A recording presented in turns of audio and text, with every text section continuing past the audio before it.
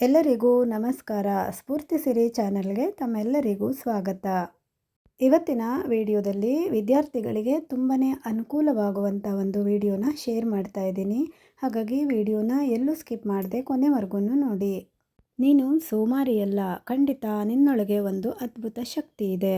ಈ ವಿಡಿಯೋ ಮುಗಿಯುವುದರೊಳಗೆ ನಿನಗೆ ಓದಲೇಬೇಕು ಅಂತ ಅನ್ನುವ ಆಸೆ ಇನ್ನಷ್ಟು ಬಲವಾಗಿ ಬರುತ್ತದೆ. ಇಲ್ಲಿ ಪ್ರತಿಯೊಬ್ಬ ವಿದ್ಯಾರ್ಥಿಯು ಓದಬೇಕಿದ್ರೆ ಇದೇ ಥರನೇ ಒಂದ್ಸಲನಾರು ಯೋಚನೆ ಮಾಡೇ ಮಾಡ್ತೀವಿ.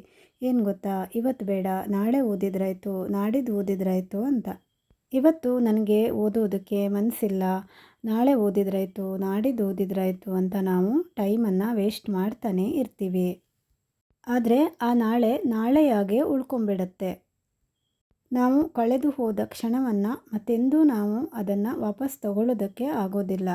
ನಮಗೆ ಇಲ್ಲಿ ಪರೀಕ್ಷೆಯಲ್ಲಿ ಕಡಿಮೆ ಅಂಕ ಬರೋದು ಯಾಕೆ ಗೊತ್ತಾ? ನಿನಗೆ ಶಕ್ತಿ ಇದೆ, ಆದರೆ ನೀನು ಅದನ್ನು ಪ್ರಯತ್ನನೇ ಪಡದೇ ಇರೋದಕ್ಕೇ ನಿನಗೆ ಮಾರ್ಕಸು ತುಂಬಾ ಕಡಿಮೆ ಬರ್ತಾ ಇರೋದು. ಇಲ್ಲಿ ನಿನ್ನ ಅಪ್ಪ ಅಮ್ಮ ನಿನ್ನ ಮೇಲೆ ಇಟ್ಟಿರುವ ನಂಬಿಕೆ ಮತ್ತು ನೀನು ನಿನ್ನ ಮೇಲೆ ಇಟ್ಟಿರುವ ನಂಬಿಕೆ ಇವೆರಡೂ ನಿನ್ನ ಪುಸ್ತಕದೊಳಗೇನೆ ಅಡಗಿದೆ. ಪ್ರತಿದಿನ ನೀನು 1 ಗಂಟೆಯಾದರೂ ನೀನು ಓದುವುದಕ್ಕೆ ಸಮಯವನ್ನು ಮೀಸಲಾಗಿಟ್ಟರೆ ನಿನಗೆ ಕ್ರಮೇಣ ಹಂತ ಹಂತವಾಗಿ ಓದಬೇಕು ಅನ್ನುವ ಛಲ ಇನ್ನಷ್ಟು ಜಾಸ್ತಿ ಆಗುತ್ತಾ ಹೋಗುತ್ತದೆ. ಇಲ್ಲಿ ಯಾರಿಗೂ ಕೂಡ ಒಂದೇ ಸಾರಿ ಫಸ್ಟ್ ರ್ಯಾಂಕ್ ಬರೋದಕ್ಕೆ ಆಗೋದಿಲ್ಲ. ನೀವಿಲ್ಲಿ ಫಸ್ಟ್ ರ್ಯಾಂಕ್ ಬರಬೇಕು ಅಂದ್ರೂ ಕೂಡ ತುಂಬಾ ಸತತವಾದ ಅಭ್ಯಾಸ, ಕಠಿಣ ಪರಿಶ್ರಮ ಇವೆರಡೂ ಇದ್ದರೆ ನೀವು ಖಂಡಿತವಾಗಿ ಗೆದ್ದೇ ಗೆಲ್ಲುತ್ತೀರಿ. ನೀನು ಇಂದು ಪುಸ್ತಕವನ್ನು ತೆರೆಯದಿದ್ದರೆ ನಾಳೆ ಜೀವನ ನಿನ್ನನ್ನೇ ಮುಗಿಸುತ್ತದೆ. ನಂತರ ನಾವು ತುಂಬಾ ಕಠಿಣವಾದ ಪರಿಶ್ರಮವನ್ನು ಪಡಬೇಕಾಗುತ್ತದೆ. ಹಾಗಾಗಿ ನಿಮ್ಮ ಅತ್ಯಮೂಲ್ಯವಾದ ಸಮಯವನ್ನು ಹಾಳು ಮಾಡದೆ ಆದಷ್ಟು ಓದಿನ ಬಗ್ಗೆ ಗಮನವನ್ನು ಹರಿಸಿ.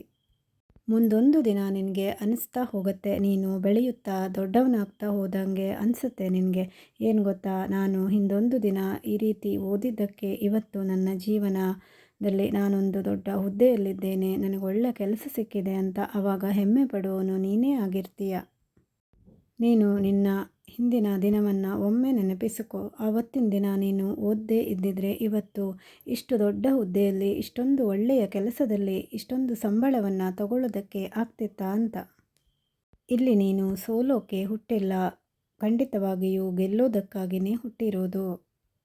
ಈಗಲೇ ನೀನು ಮಾಡಬೇಕಾದ ಕೆಲಸ, ಮೊದಲು ಮೊಬೈಲು, TV ಇದನ್ನೆಲ್ಲ ಬದಿಗಿಟ್ಟು ಮೊದಲು ಪುಸ್ತಕವನ್ನು ತೆರೆದು ಓದು.